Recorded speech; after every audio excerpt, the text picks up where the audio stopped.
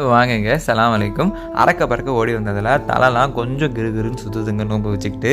எங்க வந்திருக்கேன் அப்டின்னா, இஃப்தாருக்கு தான் வந்திருக்கேன். நான் கத்தார் வந்த அன்னையிலிருந்து நோன்புக்கு இஃப்தாருக்கு என்ன இன்வைட் பண்ற ஒரே ஃபேமிலி இந்த ஃபேமிலி மட்டும் தான். எனக்கும் கத்தார்ல இந்த ஃபேமிலியை விட வேற எந்த ஃபேமிலியும் தெரியாதுங்க.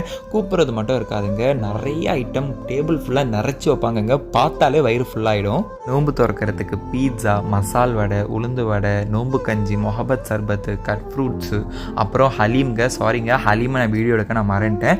அல்ஹம்துலில்லாஹ் அங்கே நோன்பு திறந்துட்டேன். நோன்பு திறந்துட்டு அப்படியே ஒரு ஐட்டமாக சாப்பிட்டுக்கிட்டே இருந்தேன். அதில் மெயினான ஐட்டம் என்னன்னு பார்த்தீங்கன்னா, இந்த நோன்பு கஞ்சி தாங்க. இந்த வெளிநாட்டில் இருக்கிறவங்களுக்கு மட்டும்தாங்க தெரியும் இந்த நோன்பு கஞ்சியோட அருமை என்னன்னு சொல்லிட்டு. ஊரில் நான் இதெல்லாம் திரும்பி கூட நான் பார்க்க மாட்டேன்.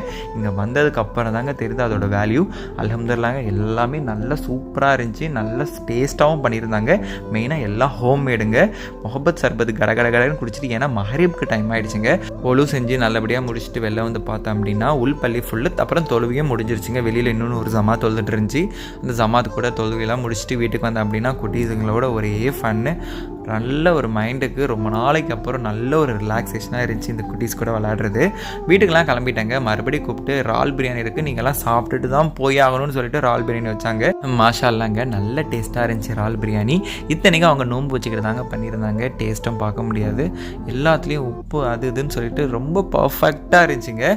வயிறார சாப்பாடு போட்டது மட்டும் இல்லாமல் சஹருக்கு எனக்கு சாப்பாடும் எனக்கு பார்சல் பண்ணி கொடுத்தாங்க. அப்புறமா அந்த வீட்டில் இருந்த அண்ணன் நான் எப்படி போகிறேன்னு கேட்டு, இல்லை நான் உனக்கு காரில் ட்ராப் பண்ணுறேன்னு சொல்லிட்டு என்னை வக்ரா பஸ் ஸ்டாண்டில் ட்ராப் பண்ணிட்டு போயிட்டாங்க. இது தாங்க வக்ராவுடைய பஸ் ஸ்டாண்டு.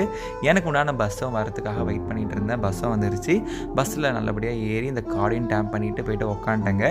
இதே போல் அடுத்தடுத்த வீடியோவில் உங்களை நான் பார்க்குறேன். Until then, this is Jafin from Jafin Vlogs. மறந்துடாதீங்க சப்ஸ்கிரைப் பண்ணேன்.